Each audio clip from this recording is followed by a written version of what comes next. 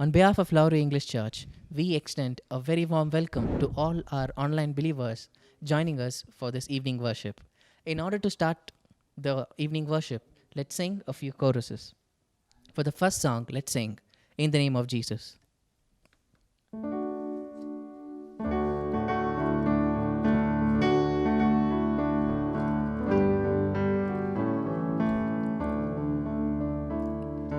In the name of Jesus, in the name of Jesus, we have the victory. Hallelujah. In the name of Jesus, in the name of Jesus, Satan will have to flee. Who can tell what God can do? Who can tell His love for you? In the name of Jesus only, we have the victory. For our next song, let's sing He is Exalted.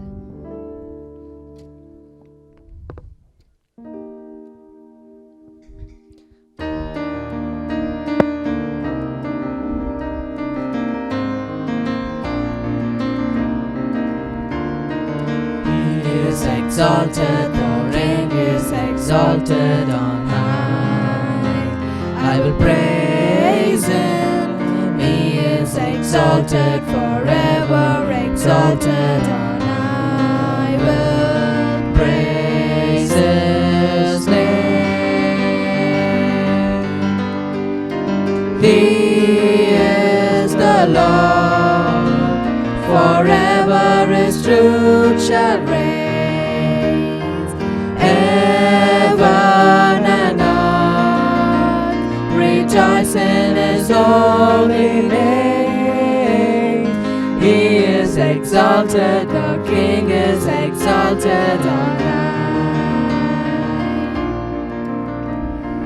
He is exalted, the King is exalted on high. I will praise Him. He is exalted, the King will exalted on high. I will praise His name. He is the Lord, forever His truth shall reign. Heaven and earth rejoice in His holy name. He is exalted, the King is exalted on high.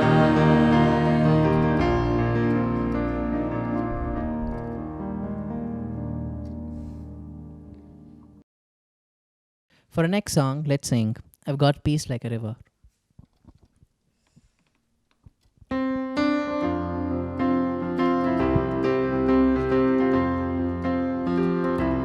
I've got peace like a river. I've got peace like a river. I've got peace like a river in my soul. I've got peace like a river. I've got peace like a river. I've got peace like a river in my soul. I've got love like an ocean. I've got love like an ocean. I've got love like an ocean in my soul. I've got love like an ocean. I've got love like an ocean. I've got love like an ocean in my soul. I've got joy like a fountain. I've got joy like a fountain. I've got joy like a fountain in my soul. I've got joy like a fountain. I've got joy like a fountain. I've got joy like a fountain in my soul. I've got peace, child, love like a river. I've got peace peace, joy, love like a fountain. I got peace, joy, love like an ocean in my soul. I've got peace, joy, love like a river. I've got peace, joy, love like an ocean. I've got peace, joy, love like an ocean in my soul.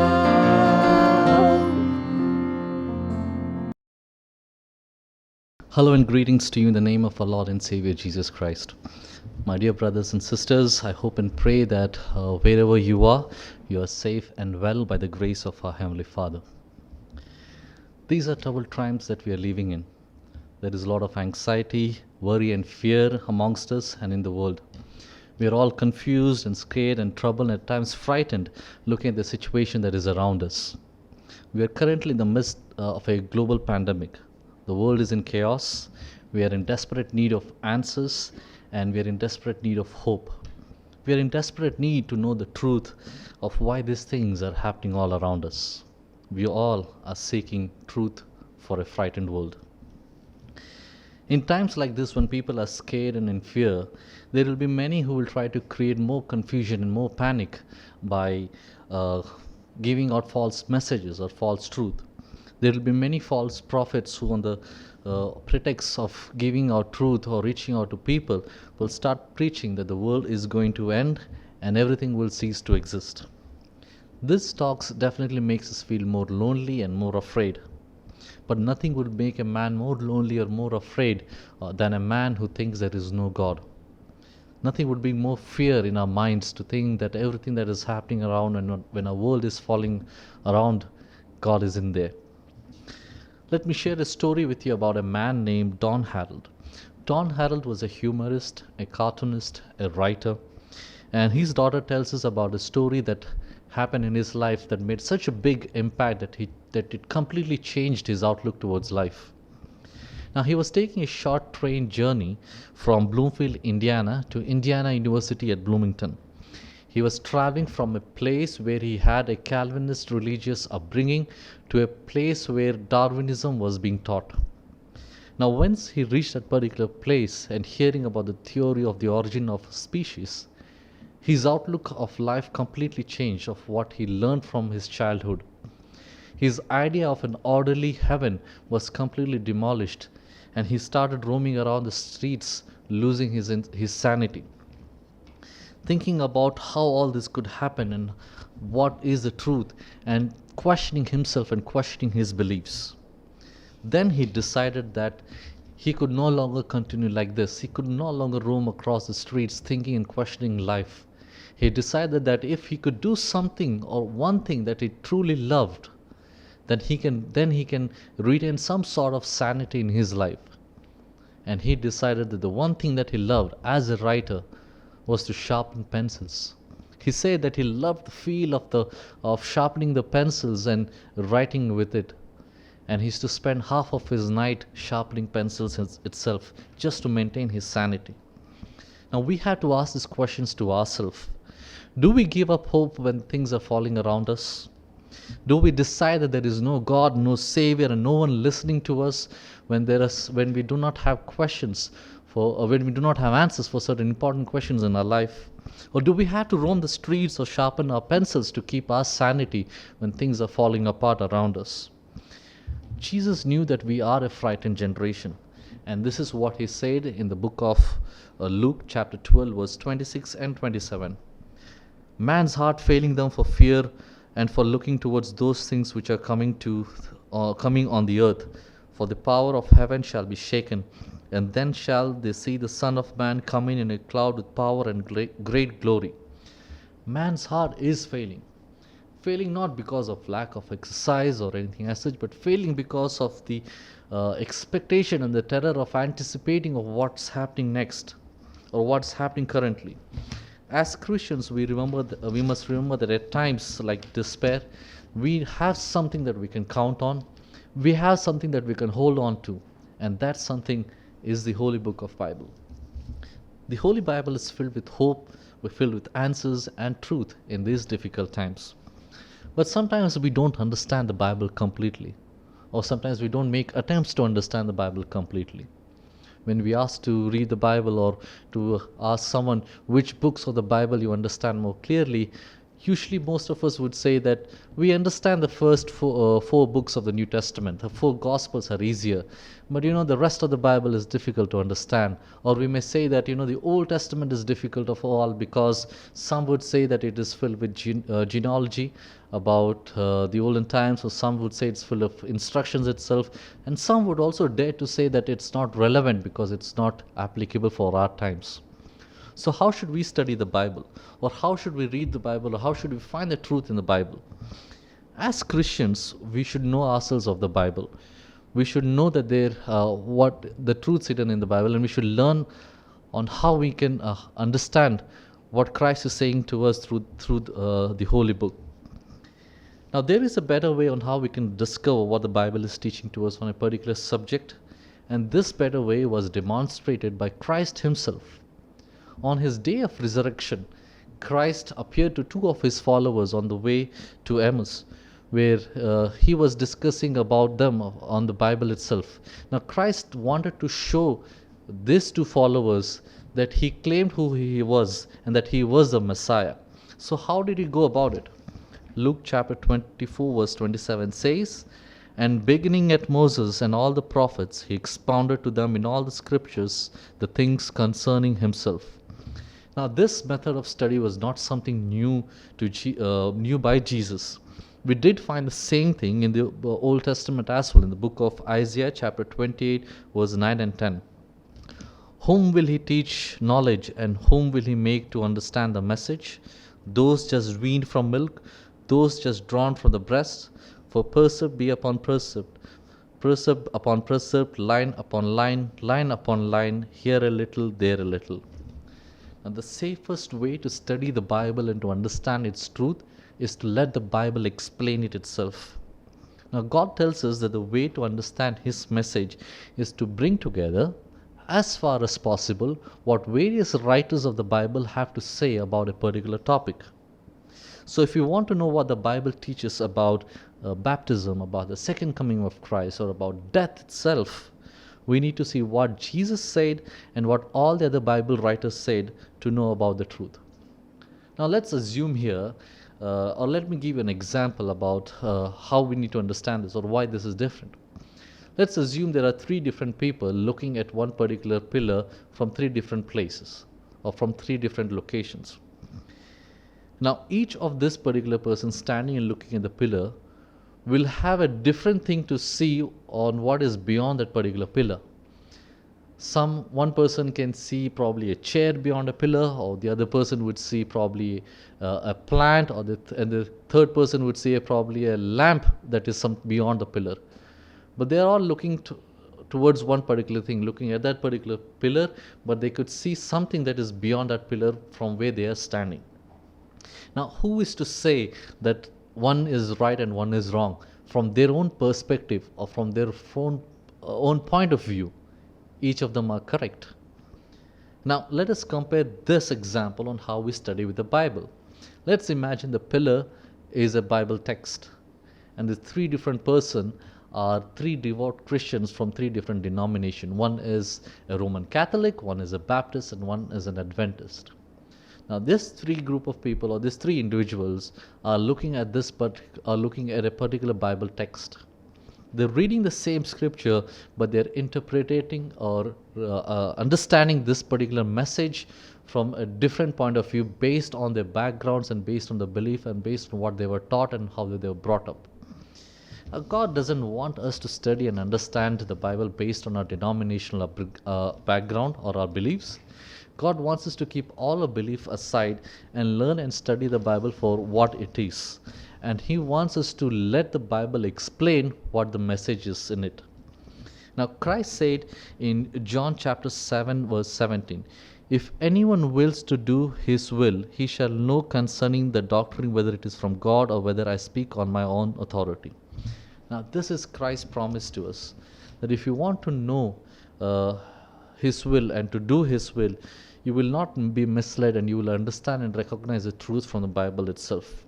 The more scriptures that we have on a single subject, the more our easier our understanding is on that particular topic. Bible is our safeguard. The Bible is the truth.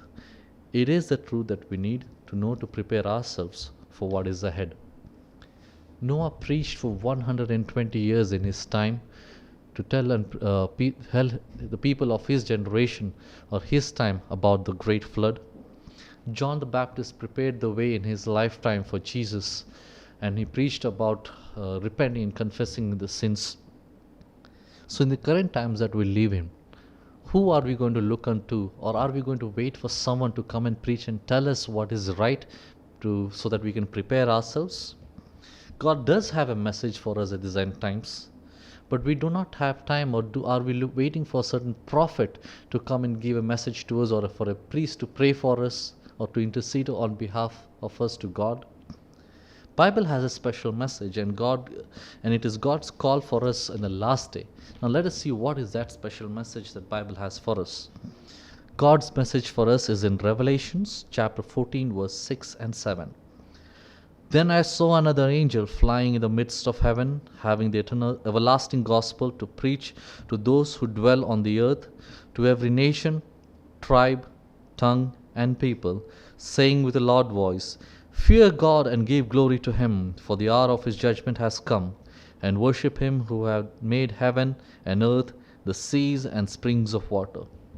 God wants us to worship him, but is this current generation, or is our generation currently doing it?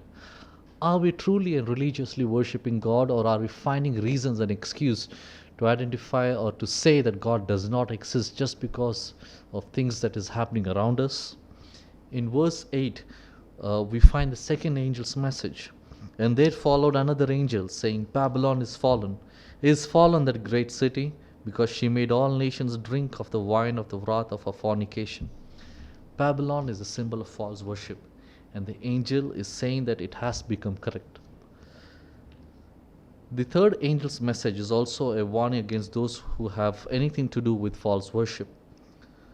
Verse 9 to 11 says, And the third angel followed them, saying with a loud voice, If any man worship the beast and his image, and receive his mark in his forehead or in his hand, the same shall drink of the wine of the wrath of God, which is poured out without mixture in the cup of his indignation. And he shall be tormented with fire and brimstone in the presence of the holy angels, and in the presence of the Lamb. And the smoke of the torment ascendeth up forever and ever, and they have no rest day or night, who worship the beast or his image, and whosoever receive the mark of his name. There is an urgency in this message, and it is important for us to understand this message as well. Or how else can we escape from whatever God is warning us from? These messages are symbolized by angels flying on heaven and declaring in a loud voice. But are we looking and waiting for real angels to fly for us to understand and then to listen and adhere to these messages? These angels are symbolic, but the messages are real.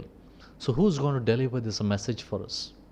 The answer or the clue is in Revelations 14:12.